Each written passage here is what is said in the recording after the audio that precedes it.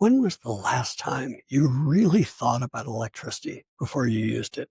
For most of us, the answer is probably never. We don't think about it. We flip switches, we charge devices, we power our lives, and electricity is simply there. More and more, though, electricity is not just a convenience, but a necessity as we rely on it to power more and more mission critical aspects of our economies, societies, and personal lives. That's a seismic shift, but perhaps too gradual for most people to notice. Our expectation is no longer reliability, it's reliance. And in the difference between those two words lies one of the keys to thriving in our energy transformation. First, some context. For 150 years now, we've measured success in the power industry by reliability metrics, uptime percentages, restoration times, or how frequently the lights go out and how quickly do they come back on. And we've done an incredible job.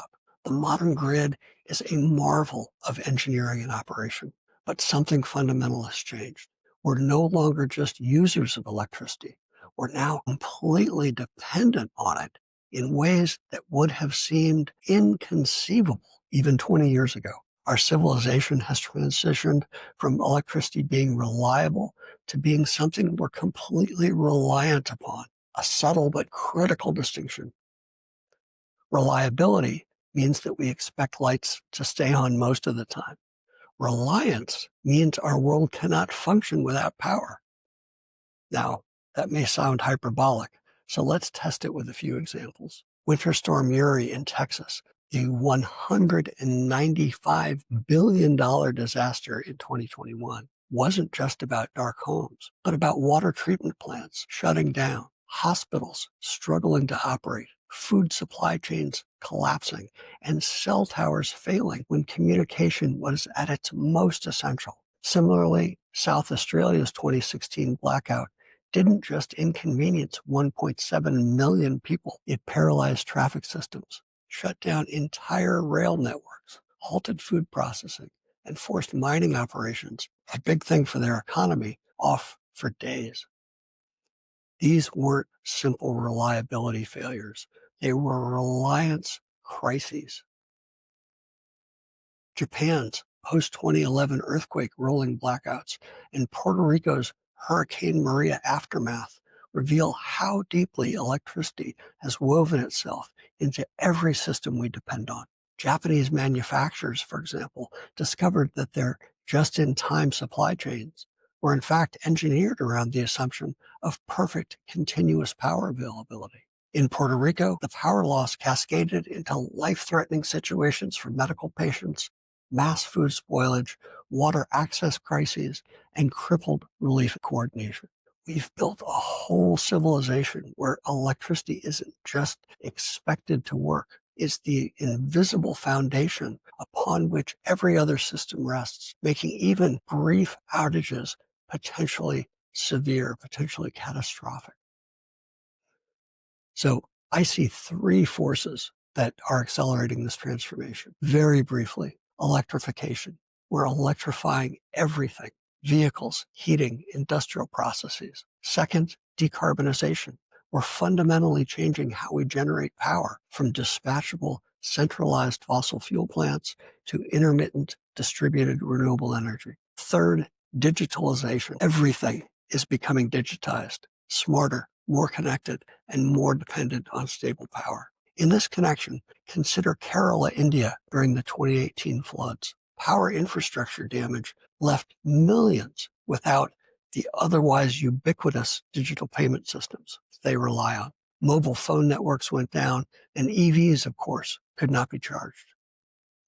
So here's what keeps me up at night. Our complete dependence on electricity has outpaced our infrastructure's ability to guarantee it. When a semiconductor fab in Taiwan loses power for even seconds, it can mean hundreds of millions of dollars in damaged work in progress. For hospitals, the stakes are life and death, literally. Life support systems, critical monitoring, diagnostic equipment, and vital temperature-controlled supplies like medicines. The stakes have never been higher because our reliance has never been greater. So that's what keeps me up at night. what gets me up in the morning? That this is the greatest opportunity in energy in generations. We get to rebuild our power infrastructure in the era of reliance. Look at what Copenhagen is doing, building resilient urban power systems, combining distributed generation, robust storage, smart grid technology, and hardened infrastructure into an integrated resilience framework. Singapore has made energy resilience a national security priority, diversifying supply sources, building strategic reserves, investing in distributed solar, and creating one of the world's most advanced smart grid systems. Puerto Rico isn't just rebuilding, they're reimagining. The new grid emphasizes distributed generation, microgrids for critical facilities, infrastructure hardened against Category 5 hurricanes, which they know a lot about, and smart systems that can isolate and restore service faster. Japan has fundamentally restructured its approach, investing heavily in distributed generation, battery storage, microgrids for critical infrastructure, and grid resilience that can maintain service even when major generation sources fail. This transformation requires different thinking about investment priorities. It means building resilience into every layer of infrastructure. Grids that withstand Category 5 hurricanes, systems secure against cyber threats, infrastructure operational during extreme heat events. It means moving from reactive to proactive management, real-time monitoring that identifies issues before they cascade, predictive maintenance that prevents failures, infrastructure designed with redundancy rather than optimized exclusively for cost. Organizations that recognize this shift, that commit resources to building truly resilient infrastructure, that make reliability through reliance their operational foundation. These will define the future of energy. Now, some 150 years ago, Thomas Edison gave us the gift of reliable electric power, but he could not have imagined a world where that power would run our hospitals, our data centers, our transportation systems, our entire way of life. But he would understand this moment.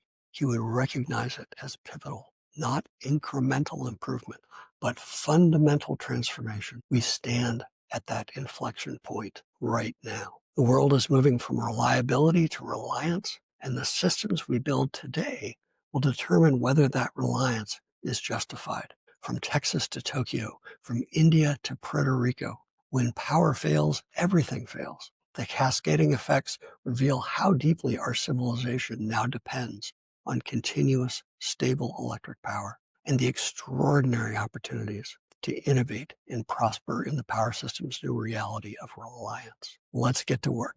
Thank you very much. For continued conversation and exploration of these ideas, connect with me on LinkedIn or at leb@blevansglobal.com. That's leb@BLEVEANS global.com. And subscribe to Edison Squints on YouTube. Check out other episodes because there is so much more to explore together.